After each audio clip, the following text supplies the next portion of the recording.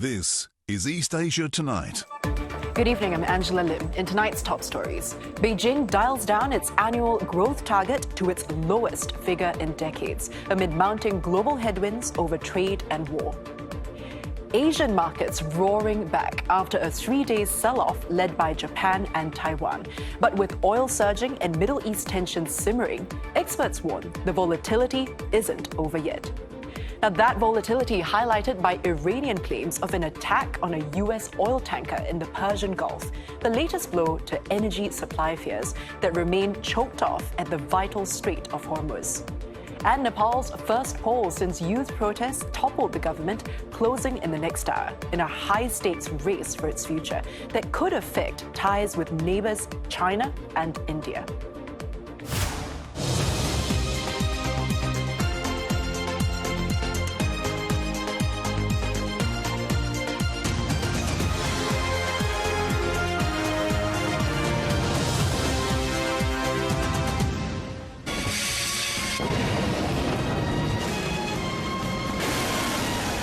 And also tonight, North Korea puts a new naval destroyer through its paces, testing missiles at sea. Leader Kim Jong-un doubles down on expanding Pyongyang's naval power as tensions simmer in the region.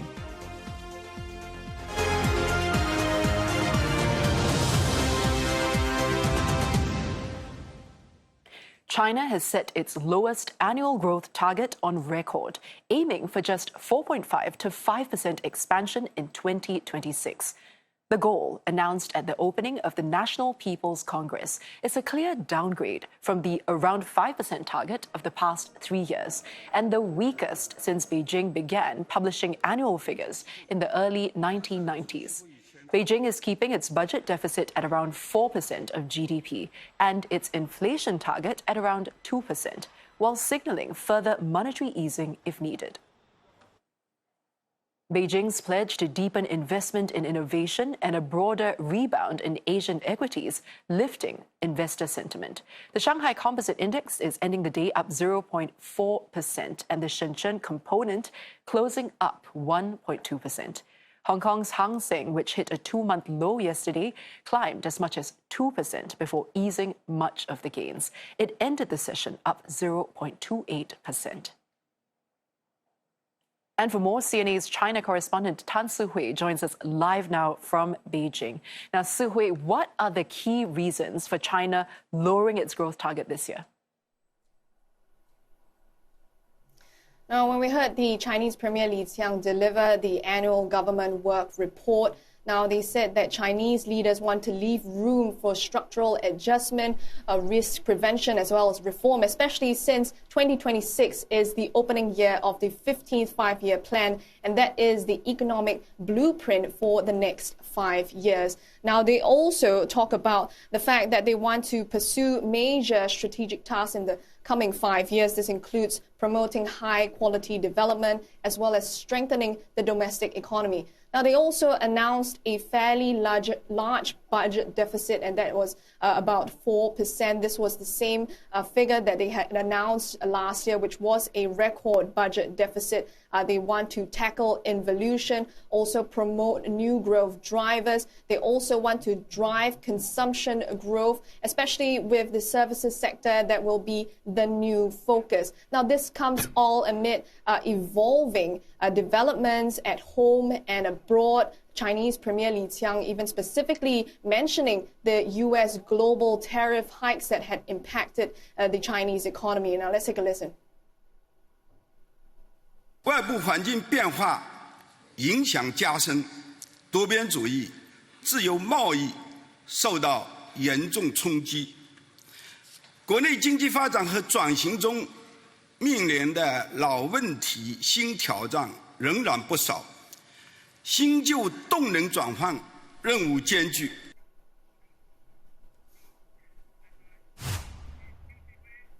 So we've heard a lot of numbers, we heard a lot of jargon from the government work report.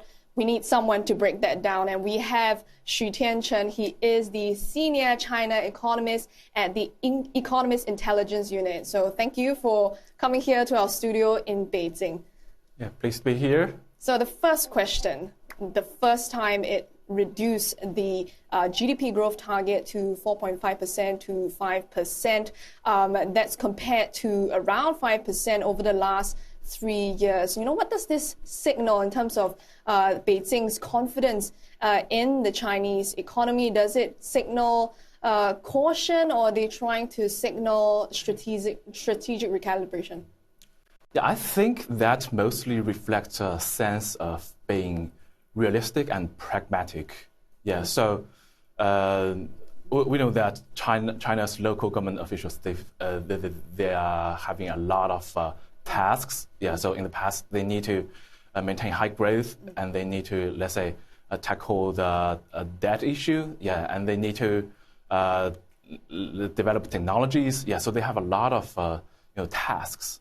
Yeah, but I think more recently, China has been thinking that is high growth really worthwhile? So, for example, if you stick to that high growth, let's say more than 5% or 5% for a long while, that is creating some wrong incentives to local officials. Yeah, for example, they might want to, let's say, take part in the launch of vanity projects, to achieve a certain growth target, or they might even want to manipulate data, because they are having so much pressure to seek high growth. Yeah, so I think this time around is as what you say, a recalibration, towards, let's say, a realistic target setting and a pragmatic goal setting, and to focus really on what the government, what the local officials can really deliver to the people. Yeah, and in that sense, I think some other things are more important, like income growth, especially for the lower income groups. Yeah, and probably access to better public services. Yeah, and the opportunity to upskill yourselves. Right. Yeah, so I think these are becoming more important than just a number. So you're saying that they are very cognizant of the fact that they need to be putting out an appropriate GDP figure, but do you think they are aware of the structural challenges that's surrounding the Chinese economy at the moment? Yes, I think they are well aware of that. Yeah, so that's why they want to settle for let's say, a somewhat lower target, because it will create extra room for them to navigate the problems, to deal with the challenges. Yes. And briefly, what are some of the challenges at the moment, and what are they trying to do to tackle those challenges? Yeah, I think first we're still having a property downturn, which is in its, I think, fifth year. Yeah, and you still have the local government debt problem, which the government is trying to diffuse. Yeah, and of course, more broadly regarding demographics, so there's the aging problem. Yeah, and yes, so I think China still needs to tackle many of its structural issues. And then when we look at the key figures, the key targets, inflation target at 2%, budget deficit 4%, those remain the same as what was announced last year. Does that show that they are, they have higher tolerance for risk, and that they are confident in maintaining the macroeconomic stability? Because right now we're seeing Middle East conflicts, and that could lead to supply shocks, and also the fact that they want a strong boost in domestic demand. All of that is going to be a bit of a contradiction. Huh? Yeah, that's a very interesting question. Yeah, so I think basically the Chinese policymakers are approaching the issue from, let's say, two sides. So one thing is that, in terms of all the fiscal stimulus and all the other spending packages, it is quite expansionary. Yeah. And it is quite high by historical comparison. Yeah, although it is not more aggressive compared to 2025. But 2025 was an outlier because of Trump, right? Yeah, so that's one thing. So they are still spending a lot to support the economy. Yeah, and second, I think they are making the Chinese economy risk-proof. Yeah, so I think Iran provides a very good example. Okay. Yeah, and people are all talking about, let's say, oil disruptions related to the Hormuz Strait. Yeah, but China, actually, it stockpiled oil crazily in 2025. Yeah, so I think that inventory level should able to sustain it for, let's say, several months of shock. Yeah, so I think Yeah, so I think China is quite, let's say, very well prepared for these kind of risk events. So the 15th five-year plan, I think that was one of the main and key things that was announced at this year's Lianghui. Let me take you through some of the strategic priorities for the 15th five-year plan: promoting high-quality development, strengthening domestic economy, advancing common prosperity for all, ensuring both development and security. Those are very big words. How does this differ from the previous plan's priorities, and how successful will this plan be? Yeah, I would say it, to some extent, it's a continuation from the 15th five-year plan. Yeah, so if we track policymaking over the past 5 years, then we sense a large degree of continuity. Yeah, so that means for a lot of things you can still find on the new five-year plan. For example, common prosperity. Yeah, and there's technology side of things. Yeah, and let's say increasing China's competitiveness broadly. Yes, so I think for the new five-year plan is just I think doubling down on all these sort of policy priorities. Yeah, and I think, for example, the importance of technology has only gained over the past 5 years. Yeah, so China is only going to spend more, to invest more in those AI or maybe space ships, all those kind of cutting edge technologies. Now, if you can name just one sector, which one do you think is a clear winner for this year's policy? I would say still AI, yeah, because they're giving a lot of policy incentives for firms to develop AI. Yeah, and we have done our own calculations, and based on some company reports, filings, yeah, so we have a strong sense that China's AI investment or capital expenditure is going to rise further within this year. Yeah, so this will sort of keep China, let's say, abreast with the U.S. level of development in terms of AI technology. Now, you mentioned the U.S. I'm personally also quite interested because there's a potential visit by U.S. President Donald Trump to China, only confirmed by the White House. What do you think, because Premier Li had made specific mention of the U.S. in his speech, with that, what signals do you gather from the two sessions, and how do you think Beijing might approach trade negotiations, especially since they may be meeting, trade negotiators from both sides may be meeting in Paris?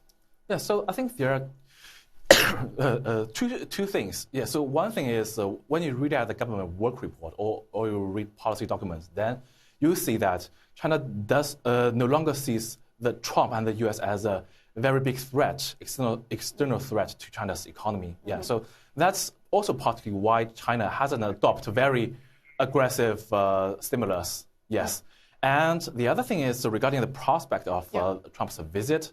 I think we're at a very tricky moment. Yeah, because we were originally expecting some sort of U.S.-China deal. Yeah, but the tricky thing is that Trump has lost one of his very important leverage, which is his IEEPA tariffs. Yeah.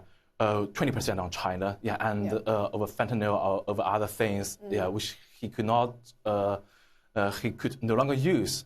And then the question becomes: so if Trump say, I can remove my tariffs for you in exchange for, let's say, China buying more, let's say, oil, soybeans, something like that, then it no longer has that leverage. Yeah, so that means probably I would say a very big deal is very unlikely to achieve. So I wish Trump a very pleasant trip to Beijing. Yeah, but I'm not quite expecting a lot of tangible things being, let's say, reached. Okay, so very tricky negotiations that could be happening here in Beijing for both U.S. and China. Yes, and there will be a talk in Paris next week, I think, yeah, which will lay the sort of the groundwork for future. What might we expect there, actually?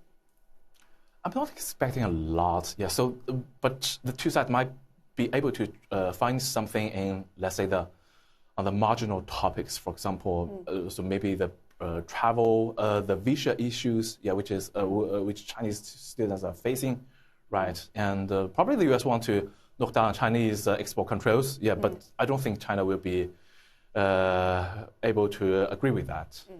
Well, that was a fantastic breakdown of the government work report. Thank you to Mr. Xu Tiancheng. He is the senior China economist at the Economist Intelligence Unit. Back to you, Angela, in the studio.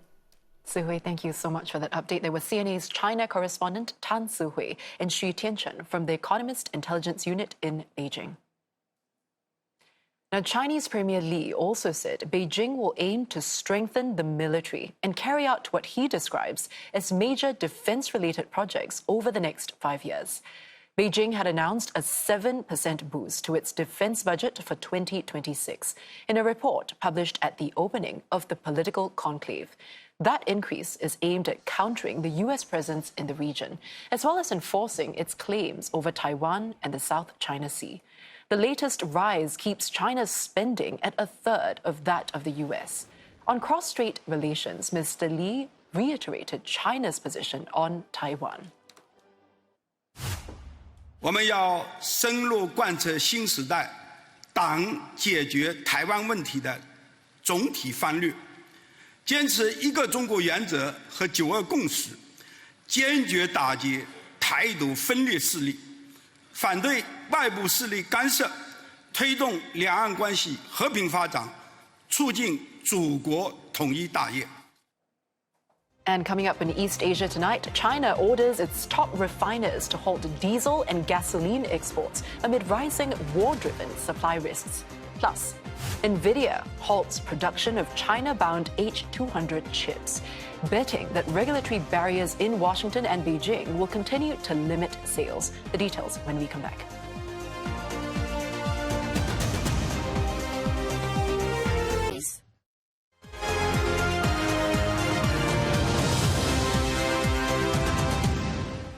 Welcome back to East Asia Tonight. And Roland Lim is ready now with the business news. Roland, we're looking at a tentative recovery in Asian shares today after yesterday's sell-off. Yes, Angela. I mean, traders are coming back. They're saying that appetite may have returned, but they're also saying that the outlook remains cautious until they see oil flows return to normal to the Straits of Hormuz. Asian equities rebounding after a 3-day rout sparked by the Middle East war, but concerns about an extended conflict helping oil extend gains. Seoul again is the standout with the benchmark Kospi soaring 10% as traders snapped up bargains following the previous 2 days near 20% collapse. South Korea's president ordered the activation of a $68 billion stabilization fund while also instructing the government to draw up emergency evacuation plans for South Koreans in the Middle East. 둘째, 민생과 산업경제 전반에 걸쳐서 직접적인 영향을 미치는 에너지 수급 또 가격 불안정 역시 각별하게 신경을 써야 되겠습니다. 원유, 가스, 나프타 등에 대한 긴급 수급 안정책과 함께 중장기적으로 수입처를 다각화하는 방안을 신속하게 추진해 주시기 바랍니다. Equity markets in Japan and Taiwan also firmly in the green. Investor sentiment getting an additional boost from Wall Street's overnight gains.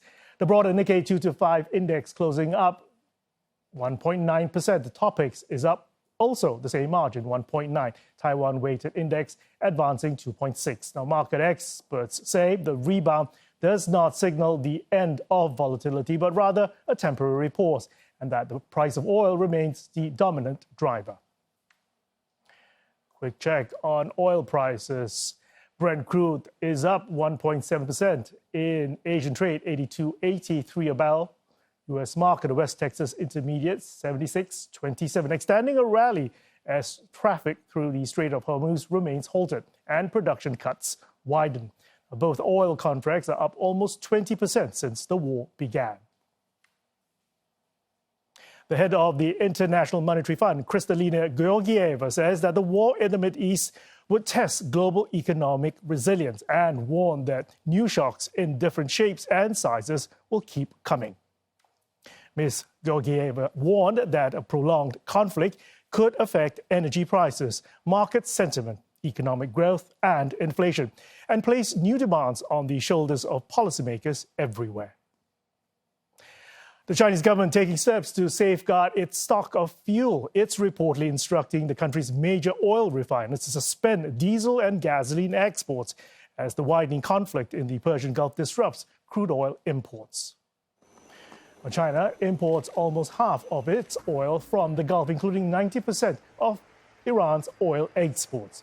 Officials from the country's economic planning body, that's the National Development and Reform Commission, have met with refinery executives and called for a temporary suspension of refined product shipments that will begin immediately. The refiners were also asked to cancel previously agreed on shipments and to halt signing of new contracts. Much of the country's production is to serve the domestic market. Major Chinese oil refiners ended mixed in Hong Kong. PetroChina up 1.38%. Sinopec down by more than 2%. Sinopec, the biggest loser, as it's the most exposed to refining and chemical demand, whereas PetroChina has a more balanced, integrated mix. At the same time, the Japanese oil refiners have reportedly asked the government to release oil from national reserves due to supply concerns. Bloomberg reports that refiners are exploring access to government stockpiles and oil stored in tanks leased to producing countries. Japan gets more than 90% of its oil from the Middle East, making it highly vulnerable to the effective closure of the Strait of Hormuz. And that's preventing energy exports from Persian Gulf suppliers.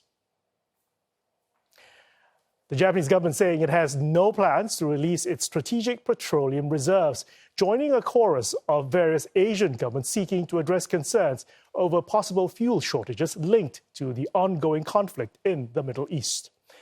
Chief Cabinet Secretary Minoru Kihara said that the country has 254 days of oil stockpile and that there was no signs that the Iranian conflict will impact oil supplies. Meanwhile, South Korea's finance ministry said that they have sufficient public and private oil reserves, even if the crisis persists for a couple of months. China's foreign ministry said that it will take, quote, necessary measures to guarantee its energy security. Now, one expert from Societe Generale estimates that they have strategic reserves of 1.5 billion barrels, enough to cover 200 days of oil imports. Taiwan's Economic Affairs Ministry stressing that there are no concerns over short-term LNG supplies and that longer-term backup plans are in place, including the activation of an emergency response task force. A South Korean lawmaker has warned that the ongoing crisis in the Middle East could impact supplies of key semiconductor production materials. The country's chip industry, which supplies around 2/3 of global memory chips, is also concerned that a prolonged conflict will lead to higher costs. Now, the country heavily sources the materials helium and bromine used in chip production from the Middle East. The warnings come as chipmakers face severe supply bottlenecks driven by surging AI data center demand, a tightening chip availability for industries, including smartphones, laptops, and autos. Chipmaker SK Hynix attempting to ease concerns, saying that it already holds sufficient inventory of helium and sees minimal chance of being affected. The industry also warns that the Middle East crisis in the longer term could be a setback for building AI data centers in that region and may also hit chip demand. NVIDIA is reportedly halting production of artificial intelligence chips designed for China, according to the Financial Times. The move signals the company no longer expects significant H200 sales in China anytime soon. And that's after months of stalled export approvals in Washington and potential new restrictions from Beijing. The U.S. firm has shifted manufacturing capacity at contract chip maker TSMC away from its H200 processor, an older generation AI chip, turning instead to its next generation Vera Rubin architecture. NVIDIA originally anticipated orders of more than 1 million H200 units from Chinese customers and had already produced around 250,000 chips. But while small shipments were approved by the U.S. government, the company says it has not generated revenue from China and remains uncertain whether further imports would be allowed. And that is the latest in business. Angela. Thank you so much for that, Roland. And coming up in East Asia tonight, Israel begins a fresh wave of large-scale strikes in Tehran as Iran says it struck a U.S. oil tanker in the Persian Gulf. Stay with us.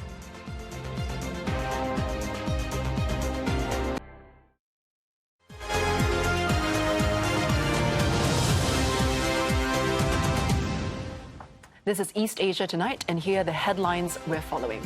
China sets its lowest annual growth target in decades, aiming for 4.5 to 5% expansion this year, amid headwinds at home and uncertainties abroad. Asian markets rebounding after a 3-day sell-off sparked by the war in the Middle East. South Korea's Kospi, the standout, soaring nearly 10% following a 20% collapse in the last 2 days as traders picked up bargains.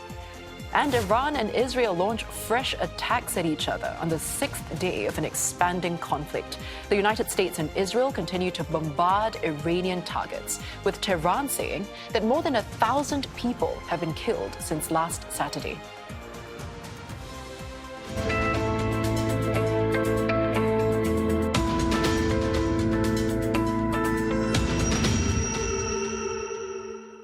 Israel says it has begun a large-scale wave of strikes targeting infrastructure in the Iranian capital. Plumes of smoke were seen rising across several districts of Tehran. Iran's Red Crescent says more than 170 cities across the country have been hit since the campaign began. It also claims at least 105 civilian sites, including medical facilities and aid buildings, have been struck. The conflict also spilling far beyond the Middle East. The second Iranian ship is now heading toward waters near Sri Lanka after a U.S. submarine sank an Iranian frigate off its coast.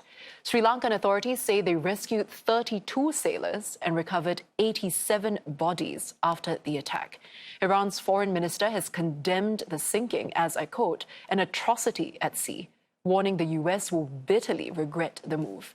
Iran is situated along one of the world's most critical energy corridors. Tehran's Revolutionary Guards say they struck a U.S. oil tanker in the north of the Persian Gulf with a missile. State media reports the vessel caught fire, though there's no independent confirmation.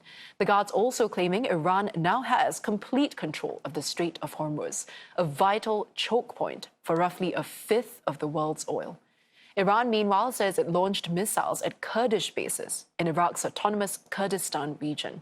Tehran claims guerrilla groups were planning cross-border attacks into Iran. The strikes come amid reports the U.S. may provide support for Kurdish fighters who have for decades been fighting Iran's government. And for more on this, Blake Sifton for CNA joins us live from Dubai. Now, Blake, we're seeing more Iranian retaliation across the Gulf nations, and also Iraqi Kurds have reportedly getting involved now. Is the war expanding in the Middle East?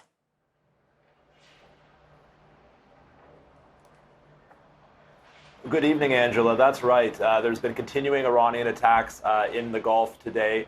Just in the last hour or so, Qatar, loud booms were heard in Qatar, and interceptions were seen. Qatar says they are intercepting a missile attack, an Iranian missile attack, and sent out a warning to residents saying that there is an elevated threat level. Earlier in the day in Saudi Arabia, they say they intercepted Iranian cruise missiles as well as drones. And as you say, we understand from maritime monitors that an oil tanker was struck in some kind of attack 60 kilometers in international waters off the coast of Kuwait. Now, the IRGC says they hit an American oil tanker in the northern Arabian Sea. So whether that, northern Persian Gulf. So whether that is that same incident is unclear, but attacks are continuing.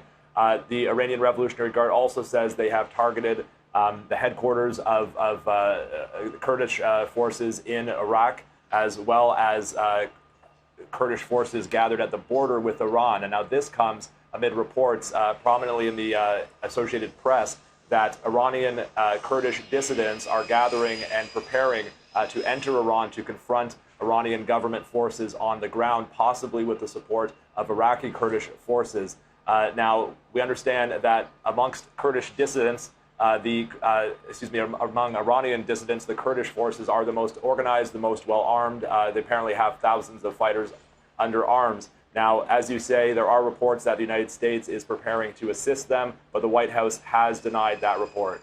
Now, Blake, let's take a look at the U.S. sinking of an Iranian warship near Sri Lanka. What does that signal? And are we seeing a spread of the conflict beyond the Middle East region?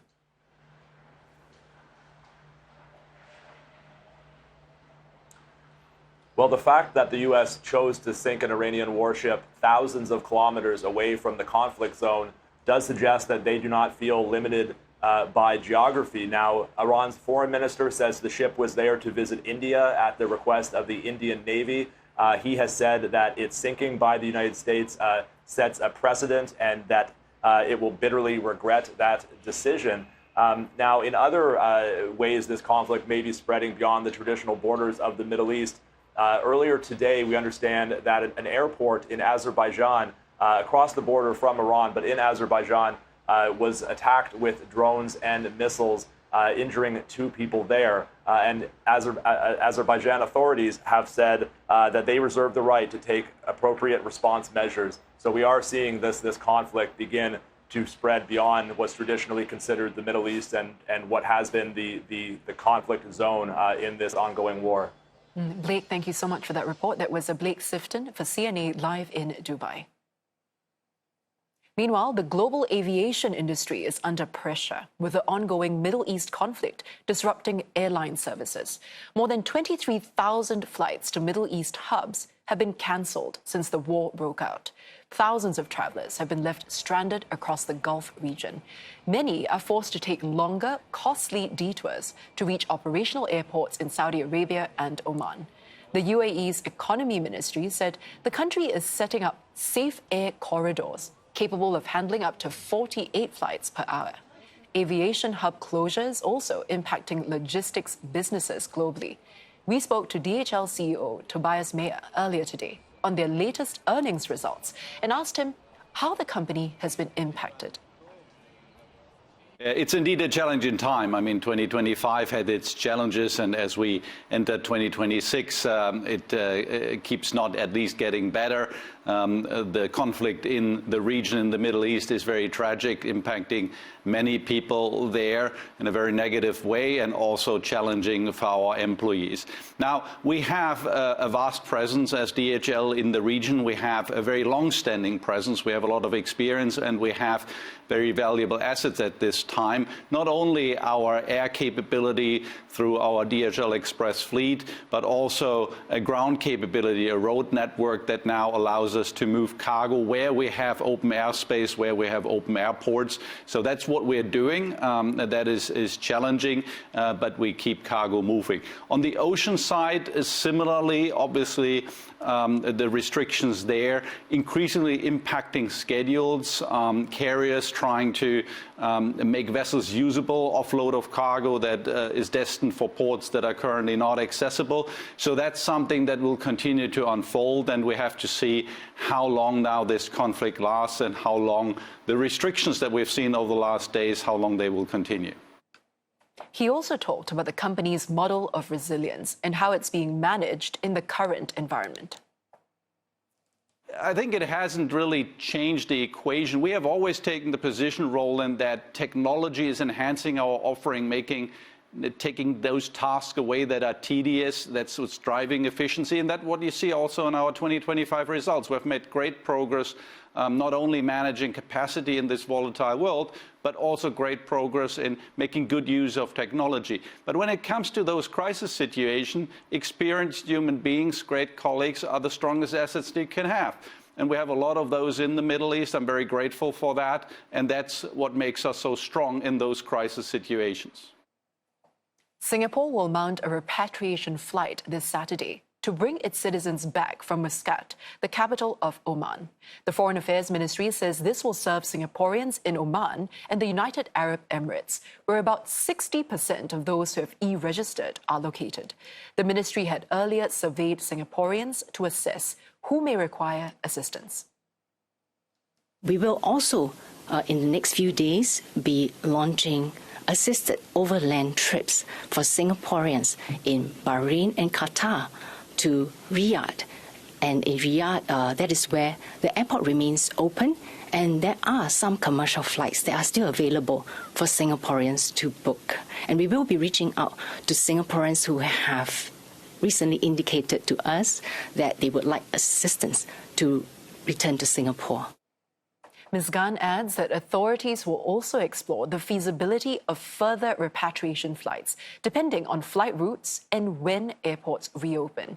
She says a quarter of Singaporeans who have e-registered with the ministry have sought assistance to return home. The Foreign Affairs Ministry has deployed its crisis response teams to the Middle East and will deploy more officers to Riyadh. Our consular team and embassies have been working very hard on the ground to explore the arrangements. This includes navigating challenging and difficult security situations on the ground, and also coordinating with the local authorities and the airlines to explore options. Meanwhile, leaders of Canada and Australia calling for a de-escalation of hostilities in the Middle East following bilateral talks in Canberra. Prime Minister Mark Carney had criticized the US-Israeli strikes as, I quote, inconsistent with international law. Still, he did not rule out Canada's participation. We will stand by our allies when it makes sense. There's a distinction between the offensive actions that were taken and are being taken by the United States and Israel, that were taken by them without consultation with Canada, with other allies, and we're not party to those actions. But we will always defend Canadians. We will always stand by and defend our allies when called upon. Australian Prime Minister Anthony Albanese says, I quote, military assets have been deployed to the Middle East as a contingency plan. He also focused on Iran's retaliatory actions. The Australian leader says he wants to see Tehran, I quote, seize the spread of destinations of its attacks, as well as progress in denuclearization. I want to see the possibility of Iran getting a nuclear weapon removed once and for all. And I also want to see a removal of the ongoing threat that has been there for such a long period of time of Iran endangering peace and security and stability, not just in its own region, but here in Australia, of course. Roger Maynard has more on the remarks by both leaders, as well as Mr. Carney's historic address to Australian Parliament today. This is possibly the only point of difference between Australia and Canada about the US attack on Iran. While both Mr. Carney and Australian Prime Minister Anthony Albanese have supported the US-Israeli strike on Iran, the Canadian PM says the action may be inconsistent with international law, whereas Mr. Albanese insists it's a matter for the United States and he preferred not to get involved in the legalities. So a bit of a diplomatic tightrope here for the Australian host, who is more conscious, I suppose, of upsetting the Americans if he criticises the legality of the US attack. As for Mr. Carney's suggestion that you can never rule out participation in a war like this, he emphasised this was very much a hypothetical question, and he stood by our allies. Echoing the sentiments he'd already expressed at the World Economic Forum in Davos in January, the Canadian Prime Minister said countries such as Australia and Canada risked being overrun by increasingly assertive superpowers if they did not form a united front on defence and trade and technology. In a post-rupture world, nations that were trusted and could work together would be quicker to the punch, more proactive in shaping outcomes, and ultimately more secure and prosperous, he maintained. In a world of great power rivalry, middle powers had a choice: compete for favour or combine for strength. As major players like China, Russia and the United States were becoming even more assertive, smaller nations were concluding that they might or must pursue greater strategic autonomy. The Canadian Prime Minister will be heading to Japan next as he calls on middle powers to unite in a broken world order. CNA's Tan Chiu-Yi explains the state of ties between Japan and Canada.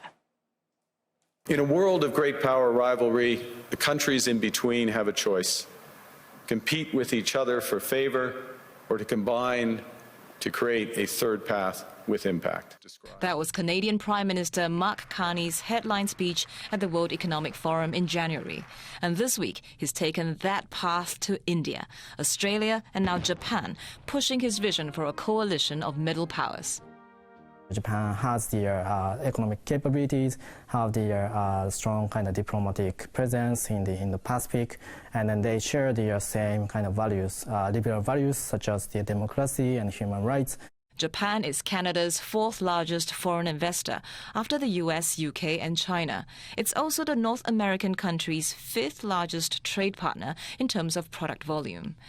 Japan's key exports include cars, machinery, and medical equipment, while Canada sells canola, wheat, beef and pork, minerals, and increasingly, energy. Japan started importing liquefied natural gas from Canada last year, part of Tokyo's bid to diversify its LNG sources. Mitsubishi has a 15% stake in this LNG Canada project in British Columbia. What concerns the people most in Japan currently is cost of living, inflation, and natural resources is the basis for all the things that are produced, and energy as well. Because of what's happening now in Middle East, I think it's important for Japan that it has other sources of imports. Canada joins maritime security exercises in Asian waters, and it recently signed defense technology transfer and information sharing agreements with Japan. But their security cooperation has been criticized as piecemeal and ad hoc. Canada is the member of the NATO, and then their kind of perspective, security perspective, could be shifting to more like the European side. So in that sense, it will be kind of like difficult to understand to what extent Canada could actually commit militarily to the Indo-Pacific in the future. Tokyo and Ottawa have long been caught in what analysts call the Washington distraction, forced to respond to U.S. tariffs and pressure to pay more for their own defense. Canada has had to step up selective engagement with China to reduce its U.S. reliance, while Japan is still dealing with a diplomatic spat with Beijing over Taiwan. The challenge for the Carney-Takaichi summit in Tokyo is whether they can deliver a middle power strategy that can stand up to the great powers. Tan Chiu-yi, CNA. And coming up on East Asia tonight, Kim Jong-un oversees the test firing of ship-launched cruise missiles amid his drive to boost North Korea's maritime power. And polls about to close in Nepal's high-stakes showdown for its future between the old guard and a rising youth movement. Stay with us.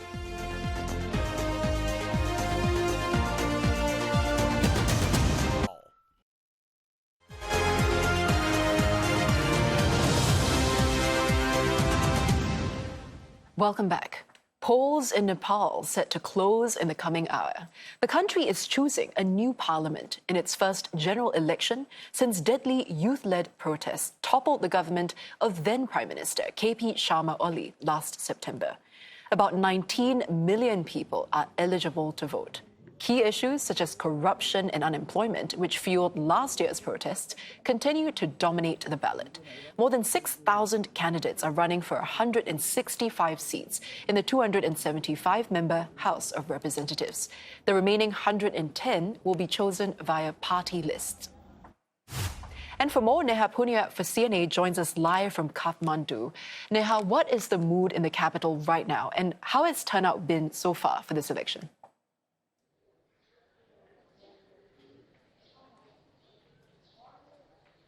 Angela, we've seen a steady stream of people making their way down this road to get to a polling station, and that's been the case through large parts of the day. We've now seen a sudden onrush of crowds as we get closer to polls shutting down. And, we've seen from the Election Commission, they've said 33% was the turnout figure till about mid-afternoon, but they're anticipating that the total turnout figure will be closer to 65%. The average turnout in previous elections has been closer to 70%. So if it is 65%, that will be marginally lower. But, it's still early yet. We are seeing more people making their way to polling stations to cast their ballots before this historic election, as many are calling it, comes to a close. There is a sense of optimism, especially among the youth. Many people, walking in to vote, coming out, holding up their thumbs, taking selfies, many congregating to hold chats just outside the polling station, urging people to go in quickly to ensure they don't miss what is, they say, a watershed moment in Nepal's politics. And for many of them, there's a sense of pride that, the youngsters were able to force out KP Sharma Oli's government after last September's unrest. And they're saying it was that moment that made this early snap election possible. And they're hoping that this election will deliver on the promises that were made to them by political parties, promising an end to the problem of unemployment. Unemployment is high as 20% in the country. Corruption is a big issue that voters want fixed. Listen into what some people who had just cast their ballots told CNA. पहिला हाम्रो जति नि अब जुन नेताहरू आइराख्नु भछ नि उहाँहरूले अब उहाँहरूले के गर्नुहुन्छ कि हामीलाई के राम्रो होला कि भनेर हामीले सोचिरहेको छौँ त्यो के चेन्जेसहरू भएको छैन अब यो वाला इलेक्सनमा चाहिँ के राम्रो होला कि भनेर हाम्रो होप छ First things first, establish the government, get into the people's head, and try and govern the country for 5 years straight. One prime minister.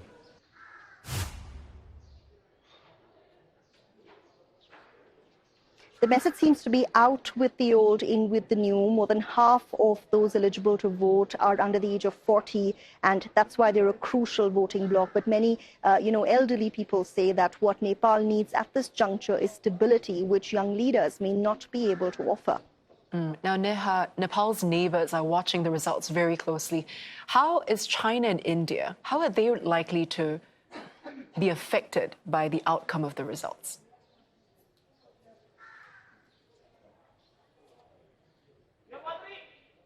That's right. They're both watching the results closely. Counting will begin on Thursday, and we're expecting the results for the first past the post system to be out in 24 hours. Now, India's to the south of Nepal, China to the north. Both countries have for decades vied for more influence in the Himalayan country. For India, Nepal's been a long-time ally. It has a mostly open border with Nepal, allowing the free movement of people on both sides, something that's very rare in this part of the world. It's also Nepal's largest trading partner, and strategically too very important because it's a land buffer between India and China, and both countries we know have several outstanding border issues. For China, of course, it's Nepal's key to its Belt and Road Initiative. They'd signed a deal as of 2024, and Beijing will be keen to ensure that whichever government comes to power next will honor those commitments. Of course, China is also Nepal's second largest trading partner. And for both countries, what's important, experts say, is the sort of government that comes to power with the mandate that it does, because that will define crucial foreign policy decisions. Neha, thank you so much for bringing us the latest. That was Neha Punya for CNA live from Kathmandu. And in other news, North Korean leader Kim Jong-un has overseen a test firing of cruise missiles from a new naval destroyer. He claims Pyongyang is making satisfactory progress in arming the Navy with nuclear weapons. State media KCNA says Kim inspected the 5,000-ton warship Choehyun at a shipyard in Nampo. Multiple cruise missiles were launched from the vessel. The Choehyun is one of 2 destroyers of its class in North Korea's arsenal. South Korean military officials say the vessel was likely built with Russian assistance. Kim also visited a 3rd destroyer under construction, signaling continued naval expansion under his current defense plan. South Korea's military says it detected the launches and is closely monitoring North Korean activities. Japan's defense ministry says it is also analyzing the launches and coordinating closely with Seoul and Washington. And that's Thursday's edition of East Asia Tonight. Don't forget, headlines anytime at cna.asia. Plus, find us online. We're also on Facebook and YouTube. Thanks for watching.